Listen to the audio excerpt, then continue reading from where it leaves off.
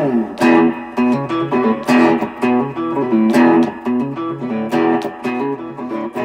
Clark Radio, talking about the sports you do and don't know, both within and surrounding Baltimore. Don't ask him about preseason games, oh no, stuffing things in Griffin Basso. Despite it being on the internet, he can call it what he wants, so Glenn Clark Radio, Glenn Clark Radio, Glenn Clark Radio.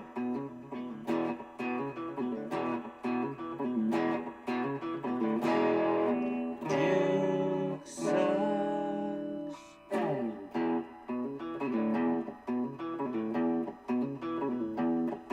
All right, welcome in everybody to yet another Glenn Clark Radio, and I guess a GCR Express at that as well, as we're not going to be going anywhere close to the full 2 hours today. As you can see on your screens, I am not alone. Another guest host yesterday was Ken Zales. Shout out Ken. Today it is PressBox's very own fantasy and draft analyst, Joe Serpico. Joe, how you doing this morning? Can't complain, my friend. How are things going on your side? We're doing okay. Unfortunately, Joe, I'm sorry that we got to start on I feel like a little bit more of a somber tune than Ken and I did yesterday. Yesterday we were reacting to the Orioles coming off of a nice 3-game sweep down in Atlanta. Now, once again, the Orioles have found yet another way to lose a baseball game, as they squandered a 4-run lead in the 8th inning, and would eventually lose in extras. So quite disappointing, and just kind of adds to the list of things that have they've found a way to go wrong this year in 2025. Oh, and we joked yesterday. We thought maybe this game might not get through because of the rain. Well, at this point, it was probably better off that it didn't get through the way that kind of turned out there. Yeah, that was a miserable 8th inning, and then you almost just knew it when it went into extras that it was just it's just tail to tail this year for the team, that it was just not going to be a win. Yeah, they were throwing the stats around that the Orioles are the only team in baseball that have yet to. I mean, everyone was tweeting about it. I know the Mets broadcast was harping on it. The Orioles are the only team in baseball, in all of baseball this season, to not have a walk-off win. So they've had some extra inning wins. We saw a couple last week, extra inning wins on the road, but they have not won an extra inning game at home. And are the only team to not have a walk-off. So it felt like I mean, they were not going in. They were 9 games under 500. Obviously they've been playing better baseball, but not great baseball. And it felt like last night with the Hawaiian shirts, there was a legitimate atmosphere within the crowd, and even after finding a way to give up 4 runs, Brian Baker was getting them. That's a very good lineup: Francisco Lindor, Pete Alonso, Juan Soto, all back to back. But it just seems like that's been the nature of what this season has been for the Orioles. But yeah, it felt like there was a really good buzz in the stadium last night. And they still were not able to deliver after a strong 6th inning, chasing Clay Holmes out of the game. So, it's just that this is what the 2025 Orioles are. It seems like. Oh, absolutely. And Brandon Young actually pitched a hell of a game last night. I know my buddies were all going crazy when he threw that immaculate inning. That's something you see every day. Then I also had that fear of, okay, why are we letting him go the 3rd time too with the top of this lineup coming up in here? And you put Baker in there, who's been somebody who's been, let's say he was very shaky the past couple of years. He's turned out to be very solid for them this year, and it was an implosion you just did not see coming. I think I heard something this morning. They were like projected to win by 97% after they were up to 6-2 in the 8th, and then we all saw what happened there. It's just they keep giving us a little bit of hope, and then right when they suck you in, they'll do something like this where they're just like, okay, why do we even think about there's any hope here anymore? Yeah, I mean, that's a really good way to put it, is that, this is, unfortunately, there are multiple things true with this team, and it's that they're not a great baseball team. They're lacking a true setup man. They've tried it multiple times with Brian Baker, he's come through at times, and then there's been a lot of times that, or it's been at least a few times where it was last night where he just, as you said, it will implode. So Anthony Dominguez has had stretches where it looks like he could be a true eighth-inning guy, and then, he's going to serve up a couple home runs. And same with Cano this season, who has been really good the last 2 years, but this year, they felt the need to even option him, and he's actually looked good. Obviously, he did give up the ghost runner in the 10th inning, so he technically gets tabbed with the loss, even though that's an unearned run. But Cano has been slightly better of late, and it's, that's just what it is. They just don't have that true guy to bridge the gap between the middle late innings and then the ninth inning to get it to Felix Bautista, who has looked good, which makes that much more frustrating. The lineup is very inconsistent.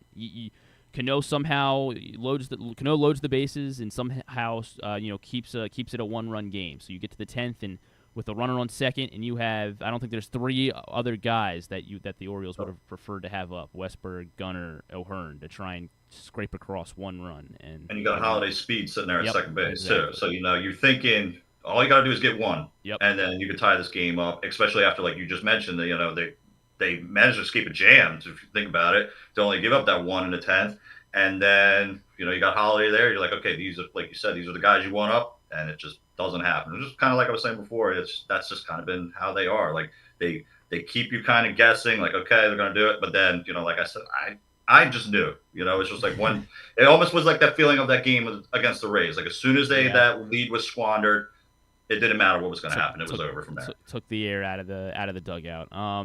Unfortunately, that just feels like the way it is. There's disappointing loss after disappointing loss. I think Glenn tweeted yesterday, gut-wrenching loss after gut-wrenching. It's the worst. It's the most gut-wrenching loss since the last most gut-wrenching loss that they had this season.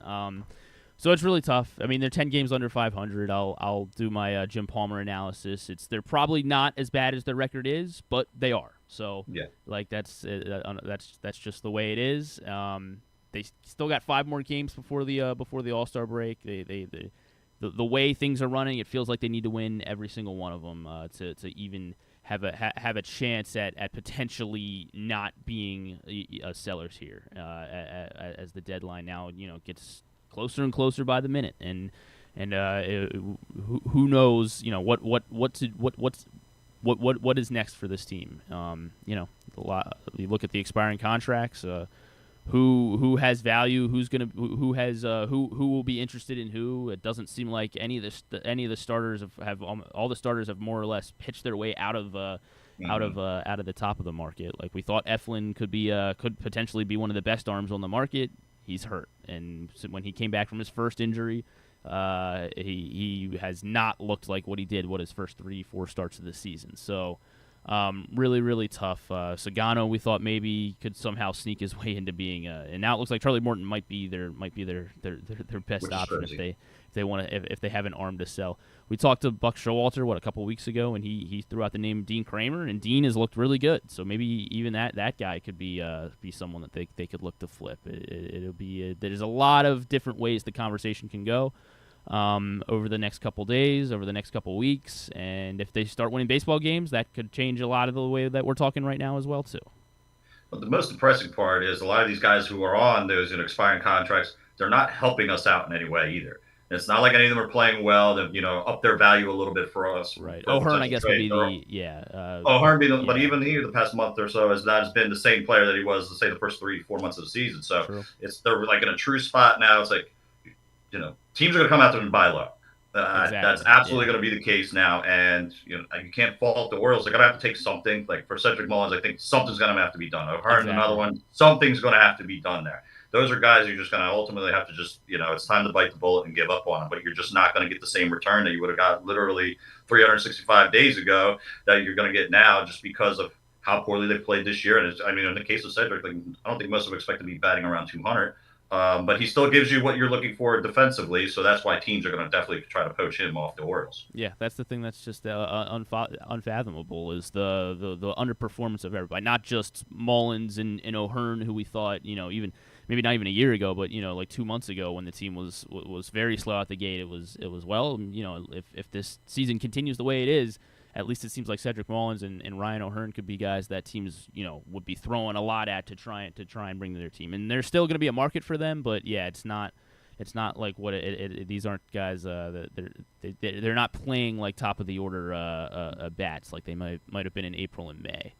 But and then again to your point, just the underperformance overall of the team. Adley, obviously, no one knows what's wrong with Adley. Hopefully he comes back soon. The Orioles, I believe the stat was yesterday, they tied the franchise record for most catchers used in a season as Alex Jackson made his Orioles debut yesterday late in the game as a defensive replacement.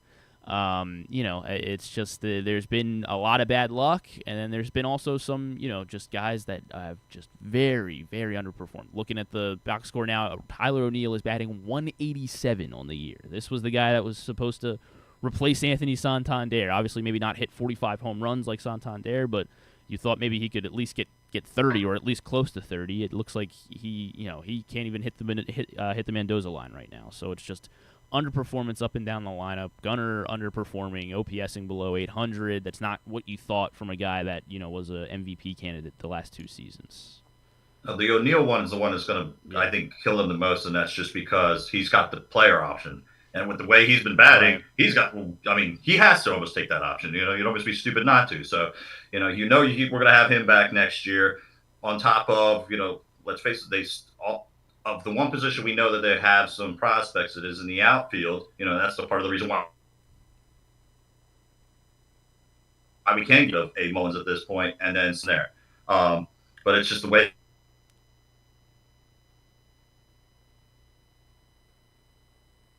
We'll try to keep working with Joe here. See if he can't can't get his connection back online here. So maybe I'll have Joe. Joe, you hear me okay? I hear you now. I Okay. think I lost Cool. for a second there. All right, cool. I don't know how much you heard of me there. No, I think we got the gist of your points. But yeah, O'Neill kind of headlining the list of underperformers this season. Maybe along with Adley Rutschman.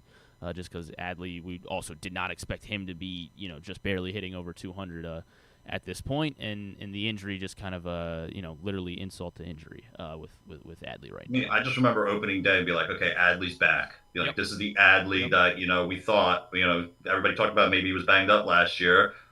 It's looking like to be in a true trend now that, maybe, he got hot that opening day and he gets spurts here and there, but this might be what we're getting moving forward. I hate to say it, but it just seems to be, it's been almost, a year and a half now of the same kind of play. And that just makes you got to think about, like, hey, is he truly, I don't want to say he's not, because what he does defensively and all that is still, top tier, even though his arm is very questionable, to say the least. But at the same time, we thought we were getting somebody who was going to be a number 2 hitter or number 1 hitter for us on a regular basis. Right. And the way he's been batting as of late, he's somebody that, there was a point of this season we were saying, why is he even batting 5th or? Yeah.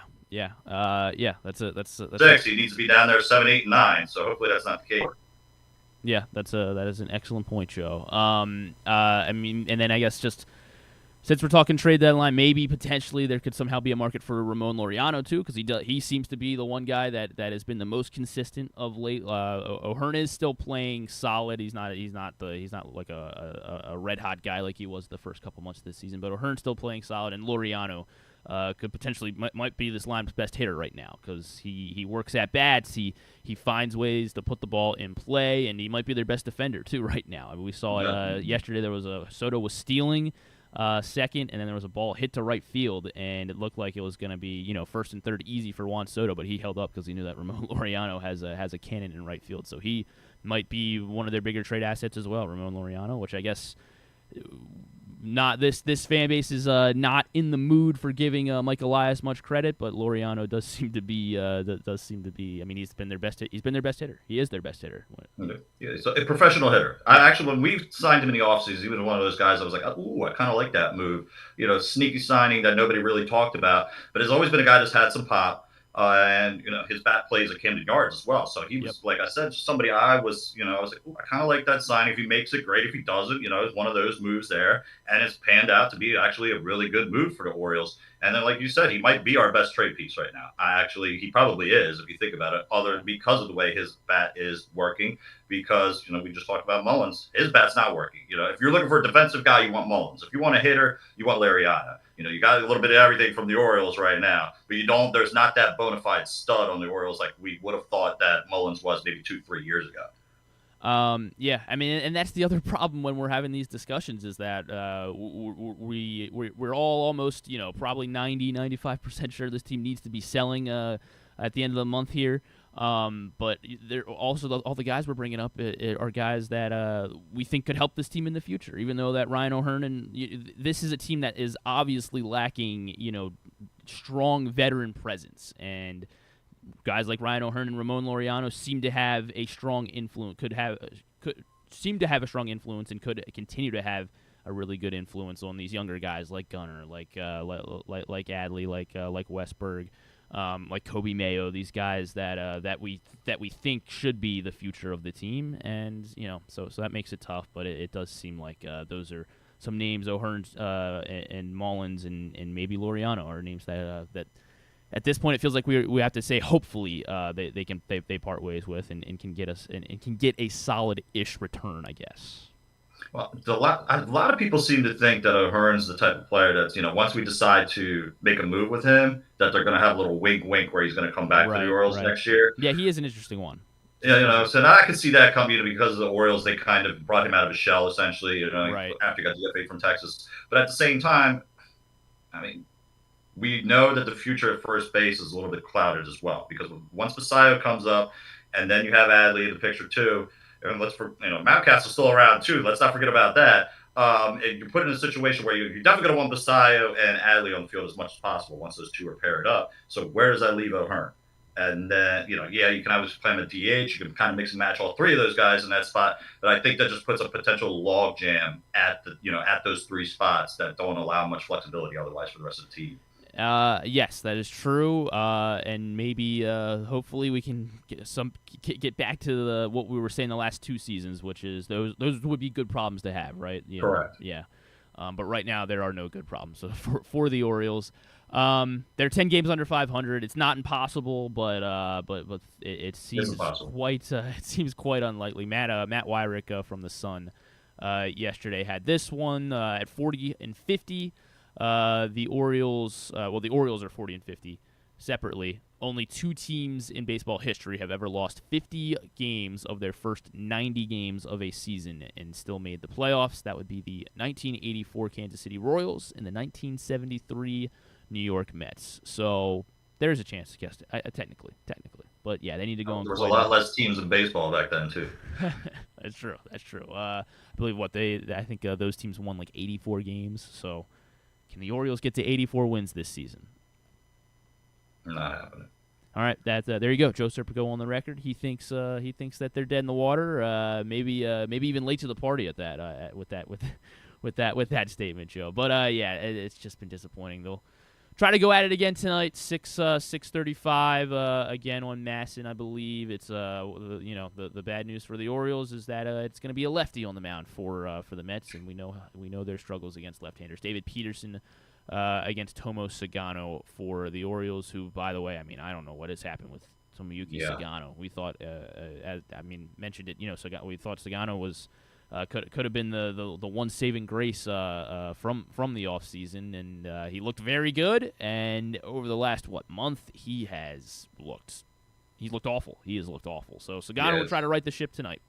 We'll see how he does. We did mention the thunderstorms in the broadcast or in the forecast. Sorry. We'll see if it gets in. It looks much worse. Like yesterday, it looked like it was like they delayed the game about 45 minutes, an hour, and still a really good crowd. So that was good to see last night. But yeah, maybe I'm not sure. I'm not sure what they're going to end up doing tonight because it looks like it could be very 50-50 right now in terms of. And I'm pretty sure tomorrow's a day game, so because it's travel day, so it's going to be difficult to get these next two games in. It sounds like. I guess it sounds like. Thankfully, it's only New York, so I guess it's really not.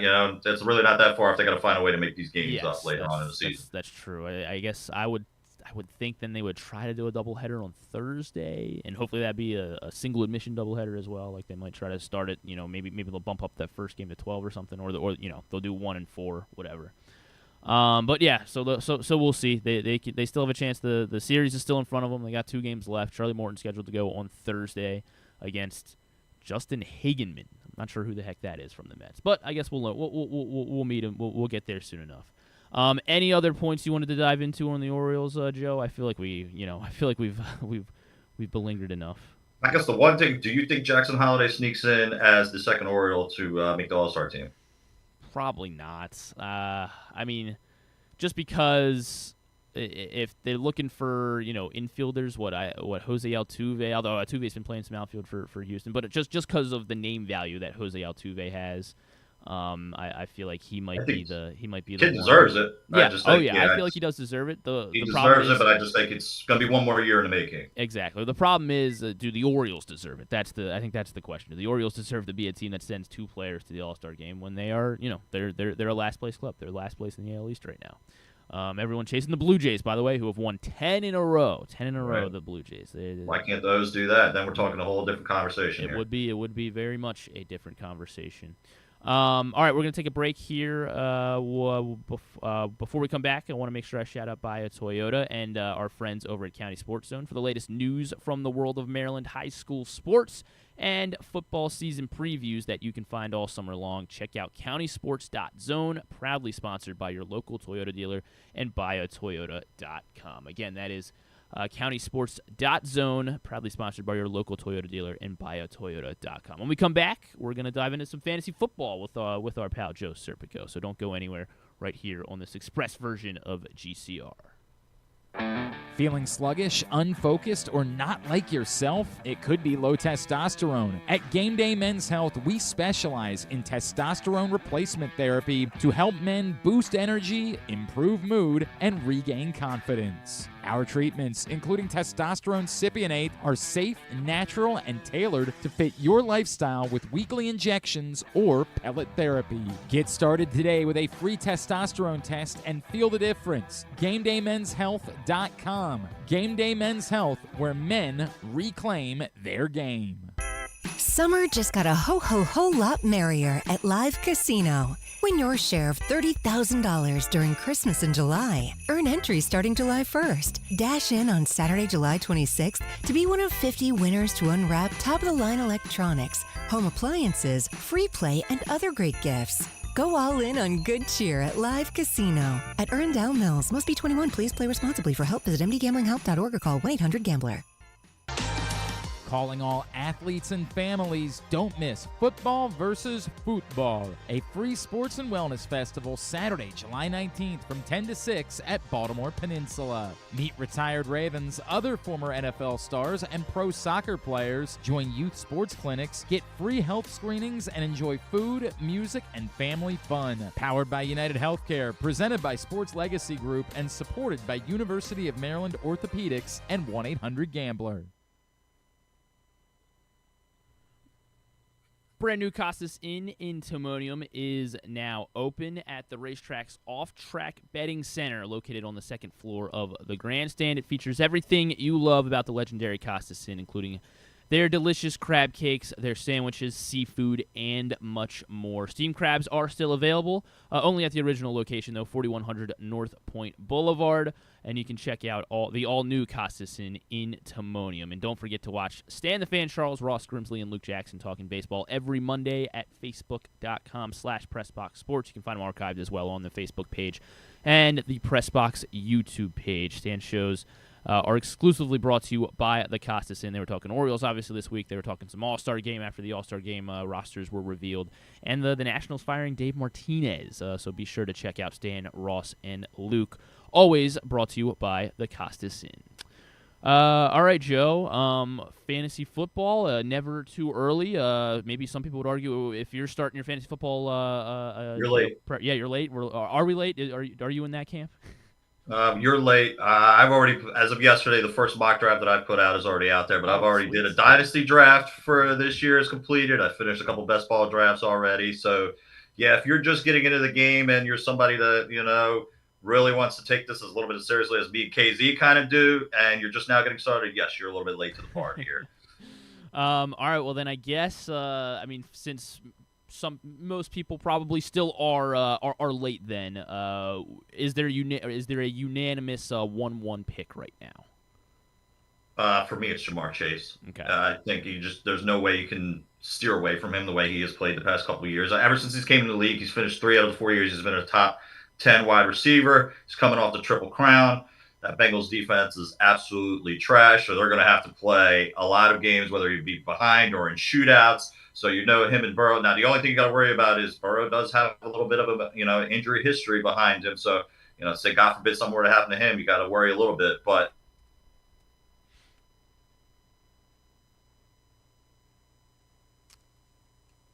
Joe talking about Ja'Marr Chase, and that was similar to what KZ was laying down yesterday, and yeah, I mean it does make sense though when you look at the way that the Bengals the Bengals have been constructed. It's a team that doesn't have great defense, and they're a team that's going to be behind or in close games, a lot of passing situations. So getting the best receiver probably in football on the team that's going to be passing it the most with a solid quarterback like Joe Burrow makes a lot of sense, Joe.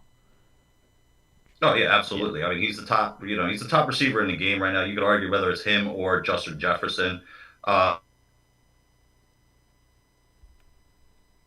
because of this quarterback situation in Minnesota, you have to put Ja'Marr Chase as the number 1 option. So, I have Jefferson at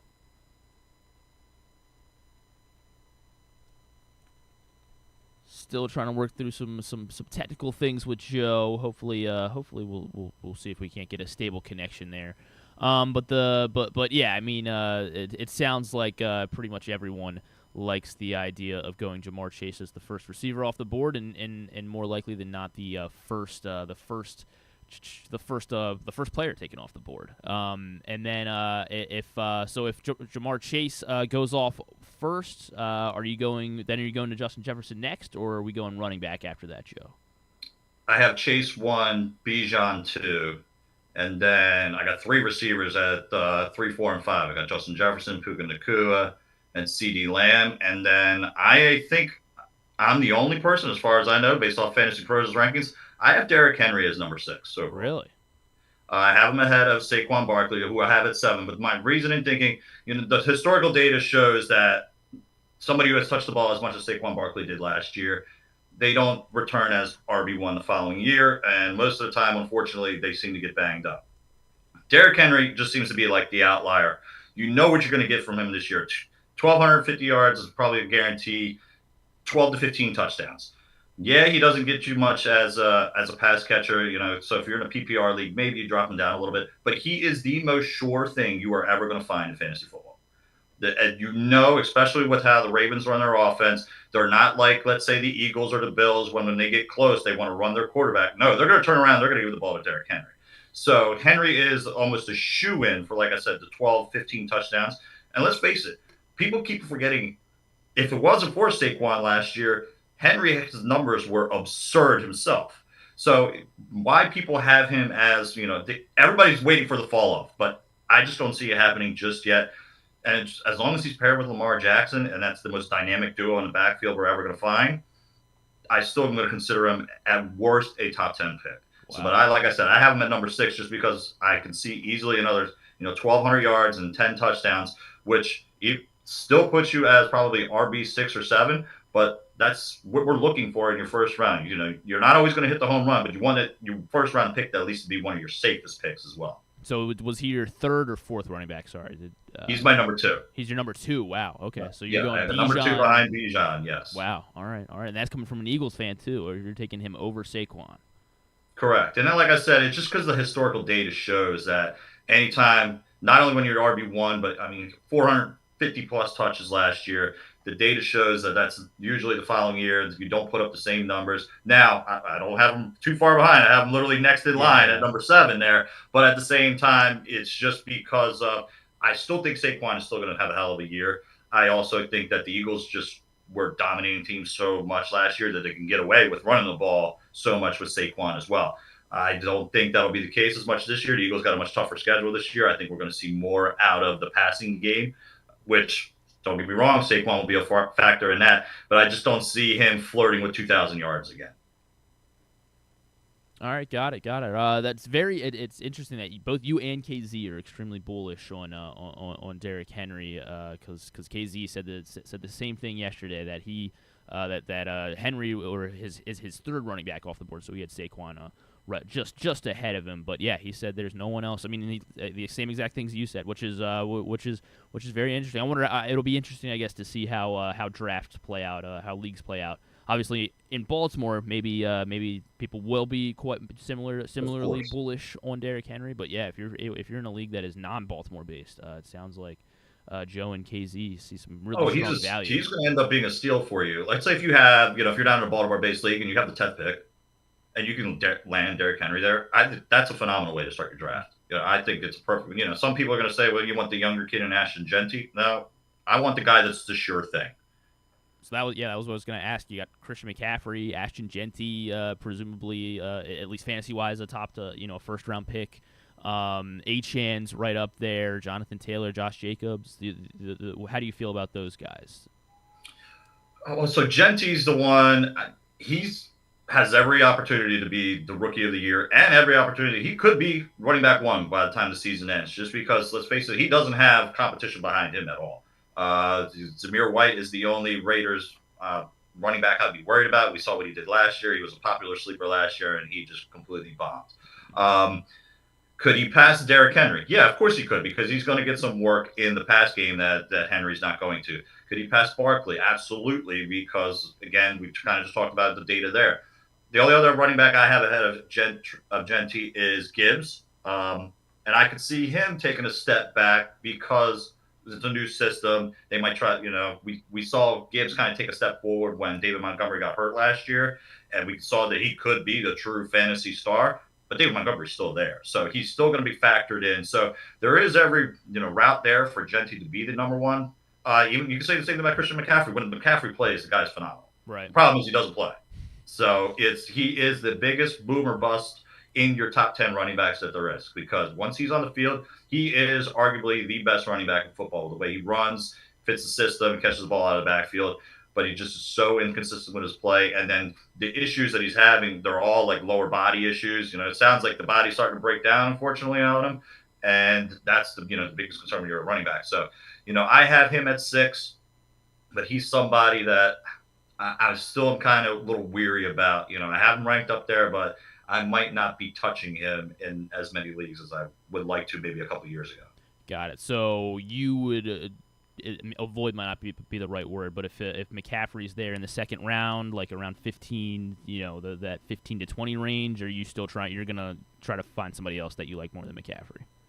So the 15 to 20 range is where there's a lot of wide receivers there that I'm really big about too, and I think that's more what it is as well. So like Drake London is one of the receivers I want as many as my teams as possible. Nico Collins, another guy that I want as many as my teams as possible. Brian Thomas is kind of going in that area right there as well.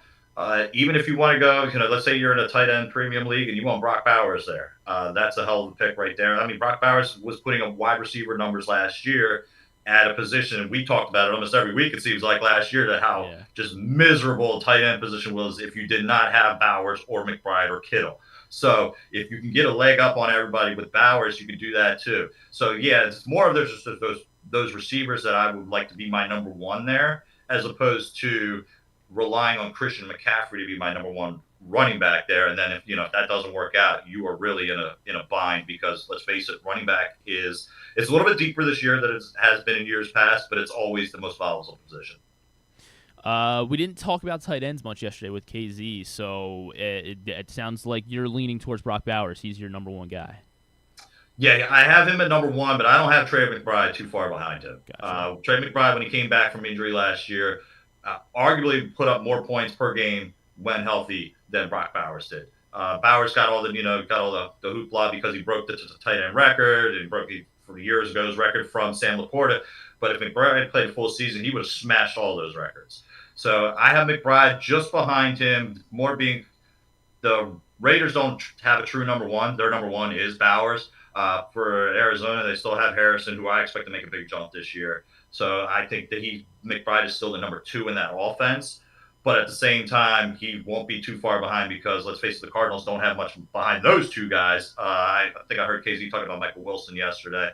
He's somebody we've been kind of talking about for years. It's fine. Oh, yeah, this will be the year. This will be the year. This is going to be the year. Well, it hasn't been the year yet, so I'm not putting any faith in that. I'm going to go all in on Harrison and McBride. And I have McBride ranked ahead of Harrison in your overall rankings, but that's only because of how much depth there is at receiver in fantasy. Are you avoiding Travis Kelce this season? That's a tough question. So the way, he was dreadful for where you took him early on last year. Then towards the second half of the season, kind of turned it on a little bit. And then in the playoffs, you kind of looked like the guy that we've always come to see. But then we also saw Noah Gray kind of took a step up last year. And I think we're going to see a little bit more of Noah Gray than we have seen in years past. And I also think they have this influx of receiver talent now, too. So they don't necessarily need to use Travis Kelce the same. I think a lot of what Travis Kelce did over the years, we saw Rashee Rice get early on last year before he got injured. And that could still be the case heading into this year. Father time always wins. So it's one of those things that Kelce is definitely on the backside of his career. I mean, he was just talking about retirement not too long ago. So, he's a strong decoy. He's definitely not what he was before. I have him as my number 8 tight end, and I'm worried that's too high. I could see a reasoning for Jonnu Smith to, go ahead of him, or Tucker Kraft, or even Mark Andrews, have a bounce back year where he's better than him. So there's a bunch of guys that I could see that where he's being drafted at that I would rather kind of pass on him and then look for some of the guys that are, going maybe 2-3 rounds later than where you'll find Kelce at. Got it. You mentioned Mark Andrews. I'm trying to get a sense of your top 5 here. So it sounds like Kelce's on the outside of the top 5. Where's Andrews at?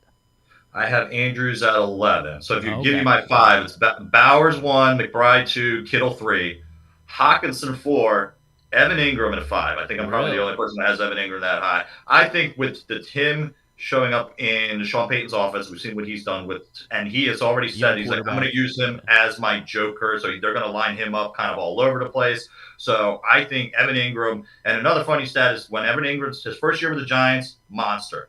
First year with the Jaguars, monster. So first year with Denver, I'm calling for the same thing. He's going to have another monster year. And like I said, the Broncos, they have Cortland Sutton. That's about it. So I think Evan Ingram is kind of the same situation what I said about McBride. He is their de facto number 2, and he's also a de facto number 2 in an offense that features the tight end pretty prominently. So it sounds like you're broadly, it sounds like you're trying to be a little bit wary of the Detroit offense since they lost Ben Johnson. Yeah, and that's because we saw even just last year with Sam Laporta. He was tight end 1 2 years ago, but if you do the comparison to other years past where everybody was a tight end 1, he was actually significantly lower than a lot of the other, compared to what Bowers did last year and what Kelce did years ago. It was not the same statistical numbers that Laporta put up. So, and then we saw last year with the evolution of Jameson Williams. Jameson Williams might be arguably my favorite Lion going into the season. I think he's going to take a massive step forward this season. So, and I think that they're going to evolve this offense a little bit more. And that's the thing. We don't know what the offense is going to be with Ben Johnson out of there. So it's one of those situations where I just have him. And I only have Laporta at 6, so it's not like I'm dropping him too far. But I just don't, with all the talent there, they don't have to force feed anybody. He's going to get his looks, don't get me wrong. And he was very touchdown dependent that first year too, as opposed to last year. It wasn't the case. So I'm not fading him, but I just don't have him as high as most of the consensus does. How about the guy that announced his unretirement, Darren Waller? Is there any? Just because he's fun to talk about? Is there any value in Darren Waller?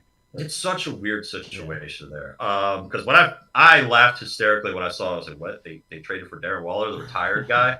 I don't know what to make of that. Just because Jonnu Smith and Darren Waller are two different kind of players. Jonnu Smith was your kind of guy that works the short and intermediate routes. Waller is more of a downfield threat. So it's kind of interesting to see how they're going to use, and especially with Tua has historically hasn't favored the tight end a whole lot. Last year was kind of the outlier for it, but that's also because last year, I mean, the Dolphins defense was just dreadful at points last year. And then when Tua got hurt is when it seemed like Jonnu really kicked up his momentum. So the Dolphins are kind of hard to figure out this year. I do think that Achane is going to be one of is a safe bet. But what to do about the receiving game there, it's so hard to predict. Like, I could totally see Tyreek Hill being wide receiver 1 again, but I could also see him just barely being a wide receiver 2 with how that offense looked last year. Gotcha. I feel like we've covered most of it. How about I don't think we dove into quarterback too much, but quarterback. How do you approach quarterback? Is it you want to try to get the best guy, and you may, and if that means reaching in the 3rd round, maybe you do it, or do you try to sit back? If you can get one of the top 4, go for it, because you have such a leg up on the competition if you do so. So if you can get Jackson, Allen, Hurts, Daniels, I'll even throw Joe Burrow in there. If you can get any of those 5, you're set at that position. You're looking at 20+ points every week. It's not one of those, the next in line guys that I have here. And I got Kyler Murray, Mahomes, Fields, Mayfield, and Nix as the next 5 in line. Those guys are all kind of, they'll have a game where they put up 12, and they'll have a game where they put up 23. The other 5 that I mentioned, you almost are, for sure that you're going to get 20 points every freaking game from them. So I would much rather, if you can get one of those guys, yeah, you're paying high capital for them, but what they offer to you is just unique. If you don't get those 4, though, I am punting at the position until, let's say, rounds 10 and 11. I just went through Mahomes, Fields. I don't want any of those guys then, unless they fall. I would much rather look a little bit later where you can get maybe Caleb Williams takes a step up in year 2 and becomes, quarterback 1. Jared Goff is still down there in that territory. Brock Purdy is like one of those that just always seems to put up fantasy numbers. It's never sexy, but he puts up numbers. Jordan Love's another one that could do it there. You can see Drake May take a step up. Can Cam Ward be that guy? So there's just a ton of options that you can find if you don't get those top 4, that you can kind of do the streaming route for, let's say, the first 2 or 3 weeks, and let's see if the Caleb or Purdy or Drake May or even Ward turns out to be a fantasy star, and then you're able to take better running backs and wide receivers in that 3rd round marketplace. All right, got it. I typically like doing that weight back as well, just because I don't like I don't like reaching for it'd be great to have a Josh Allen, a Lamar, but like last year I was able to wait and get Jane Daniels late, and that obviously paid out. So that's the one I'm always trying to find. Who's the Jane Daniels of this draft. So when you name those guys, like Drake May seems like, Caleb Williams, those seem like interesting ones. Those guys that have a lot of versatility as quarterbacks and have that rushing upside. So I'm not sure. I'm looking at it now. I'm not really sure. Like Bo Nix are people too high on him? I don't know if Bo Nix would fall to. Do you think he'd fall to like round 10, 11? He won't. You might be able to get him 8, 9. I don't think 10, 11. Okay. He's just like that borderline like 8 or 9 pick. But to go back to like when you said before, like where Lamar Jackson is being ranked on Fantasy Pros right now is at number 26. Behind him is Chase Brown, T. Higgins, Tyreek Hill. I just talked about Tyreek Hill. I would much rather have Lamar Jackson in that spot. I'd rather have the guy that I know who's getting me 20 points every week, as opposed to, like I just said about Tyreek, who knows? T. Higgins is a number 2 on his team. Chase Brown, he was great down the stretch last year, but he was also a 5th-round pick a couple years ago. So he's not somebody who's entrenched in his role either. Breece Hall is somebody that we're talking about that's being drafted there. We don't know what his role is this year. So that's why in that 3rd round range where you can get some of these quarterbacks, I'd rather just take that surefire 20 than play the guessing game with some of these guys that are in here. All right, cool. Thank you, Joe. Are there any sleepers that you got on your mind that you want to make sure people are aware of? Ooh, sleepers. Let's see. There's a ton of, late round running backs this year. The rookie class was phenomenal. So there's a bunch of those guys that you can kind of pick up. My biggest one for me, and we're in Baltimore, so this might not be popular, but I am all in on Caleb Johnson, the running back from Pittsburgh. I made sure to reach for him in Dynasty, reach for him in Best Ball, just because he's going to take over as the number 1 in Pittsburgh. He's going to take over Najee Harris's role. And let's face it, Najee Harris, while it wasn't sexy, he picked up yards, scored touchdowns. Jaylen Warren's still going to be there. He's still a factor, but he'll be a factor on passing down, similar as it was last year. So I think where you can get Caleb Johnson, who is right now going as RB28, I don't see why he can't finish as a RB1. We saw with Najee Harris in his rookie season, he finished as an RB1. Why can't Caleb Johnson do it? And he's a faster, thicker, and he's not incomparable as a receiver, as opposed to Harris had hands of stone. So you were just like, no, you're not throwing to him, and that's why Warren became a thing. No, you're going to be able to get the ball to Johnson out of the backfield as well as a pass catcher. So he's somebody that I have ranked much higher than consensus. And then another one, he's not really a sleeper, but I know I have ranked higher. I'm a Chuba Hubbard. I don't understand why the fantasy community is so. He was borderline RB1 all of last season until he got banged up late in the year. The Panthers rewarded him with a nice fat contract, so he's not going anywhere. Yeah, they have taken they took Trevor Etienne in I believe the 4th round. But other than that, they didn't do much else in the offseason at running back. So he's another guy that, if he's going around like 15, 16, 17 at running back, I have him at number 12, and I would actually absolutely, like, if you can't get one of those studs in the first round that we talked about earlier, I'm totally fine building a team as Chuba Hubbard being my number 1. All right, got it. Thank you. I saw that you had in your mock draft, you had Zach Charbonnet and Trey Benson, and those were 2 guys that KZ mentioned as well. So you like those kind of team RB2 guys where like there seems to be a path though to getting more work. Yeah, I mean, Benson was one of the top running backs coming out of the class last year. It was not as strong as the class as this year's was, but he was one of the top ones. And everybody was saying last year, he's a James Conner away from being a star. Well, that's still the case this year. What happened actually last year for the most part for Benson, he was the one that was banged up, and Conner somehow managed to stay healthy for the first time in his career. But you can say that actually as a whole, the running back position last year was so healthy. It actually made no sense. A lot of people go with that, zero RB strategy. If you went with that last year, you got absolutely screwed. You didn't stand a chance because none of those running backs that were kind of being drafted later actually kind of panned out the way that we thought they would. You mentioned Benson. He was somebody that was going, Tyjae Spears was another one last year. A lot of people thought was going to bounce out. Marshawn Lloyd, Blake Corum. There was just all these guys that we kept saying. It was like, all right, they have the potential. If something happens, they're that RB2 who could become a star. And it just didn't happen last year. So I think that's also kind of shifted a lot of people's strategy for this year. So they're all taking running backs a little bit higher than they did literally just a year ago. And that's why I'm kind of going the other way. I want to take as many receivers as I can, and then I'm kind of middling in the middle rounds, where a lot of people used to call it back in the day the dead zone. I don't see it as a dead zone anymore. Actually, I see it as where you can find some value these days and find some guys that could be, RB1s that RB1s right now. Right. All right, then last one from me, since I'm looking at your mock draft, and there's a guy I'd never heard of, DJ Giddens. What is he? Running back, he is the handcuff now, and that's one of those things. You're looking for handcuffs. He's the handcuff for Jonathan Taylor, another guy who has been historically banged up. Can catch balls out of the backfield as well. He actually might get some decent amount of third down work because he can do that. So he might be somebody who has some, standalone flex value as it is. But if something were to happen to Jonathan Taylor, and I hate to say it, but he is somebody that does get banged up quite a bit.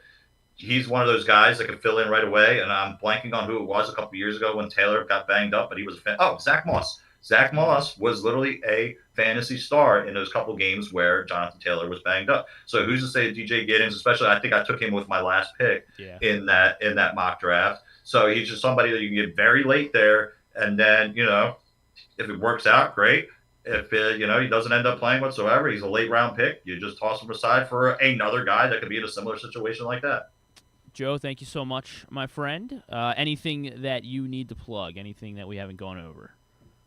Just check me out. Like I said, we're this week is literally the first one. The first of now, I will be putting out something pretty much almost every day up until the Super Bowl. So there'll be plenty of fantasy content out there at PressBoxOnline.com, and then you can always just check me out at Joe Serp to if you need any help with your fantasy lineup, just shoot me a message. All right, sweet. Joe, thank you so much, my friend. We'll wind down now. I'll give out a quick tidbit for everyone. There were we mentioned Brandon Young being kind of the lone positive coming out of last night's game. Obviously, the 5-run 6th inning was fun as well until it wasn't. But yeah, Brandon Young throwing just the 5th immaculate inning in Orioles franchise history. And I believe that it only goes back to like the pitch tracking era, so that was like sometime in the 80s. But fifth Oriole to throw an immaculate inning. The first was back in April of 1998. Jimmy Key threw the first immaculate inning recorded in Orioles history. The other 4, Brandon Young obviously. So the other 3, Mike Mussina, B.J. Ryan, Gosman's one, and then Kevin Gausman was the most recent. I was going to say, I was in attendance for when he did it. Oh, really? Wow, you were there back in April of 2018 was Kevin Gausman, the most recent, so 7 years ago, the most recent immaculate inning prior to last night from after Brandon Young. And maybe this will be something that Brandon Young can build on, and maybe he can be a guy that is very much part of this team moving forward. That would be positive.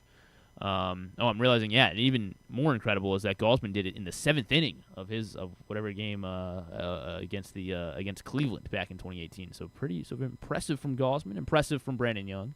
I guess we'll see. That'll take us into Tubular, I guess, because the Orioles back in action tonight. Totally Tubular going to be brought to you by 1-800-GAMBLER. Know the risks and have a plan before you begin gambling. For free and confidential services, call 1-800-GAMBLER. 24/7 available, or go to helpmygamblingproblem.org. Again, it's 1-800-GAMBLER or helpmygamblingproblem.org. Totally Tubular rundown for you. Wimbledon, of course, going on. It is on live now. I believe Iga Swiatek already won. And then the other one, Bencic already won as well. So the final 4 on the women's side is set. Sabalenka, Amanda Anisimova, American. Are you a big tennis guy, Joe? I can't. I'm not a big tennis guy whatsoever. No, soccer's my thing, but gotcha. Tennis is definitely not. Gotcha. But Belena Bencic and Swiatek, the other side, the other semifinal on the women's side. Joker, I guess they'll start whenever the Ben Shelton and Sinner match ends, and it looks like they kind of just started. So Yannick Sinner and Ben Shelton on ESPN right now, and then that'll be followed by Joker, and then an Italian guy who I don't think I'm gonna be able to say, Flavio Caboli. That one's fun to say. I'm rooting for him. You're rooting for him over Joker? All right, cool. Yeah. As a fellow Itai, I gotta root for him. Okay. That makes sense. Fair enough. So Wimbledon action on the ESPN network. So the Orioles and Mets. Wait, 7:05? I thought it was 6:35. Wait a minute. Oh yeah, 7:05. Why 7:05 tonight? Because they're on ESPN. I was saying Maston earlier. I hope no one took that to heart. They're on ESPN tonight. Orioles and Mets at 7:05. The women's Euro continues. Our Euro. I'll give our update on the Euro Coleslaw Pop Challenge. Joe, maybe you're upset that we didn't invite you. That the loser of our women's Euro Copa America challenge will have to eat 3 coleslaw popsicles. Are you bummed out that we didn't include you?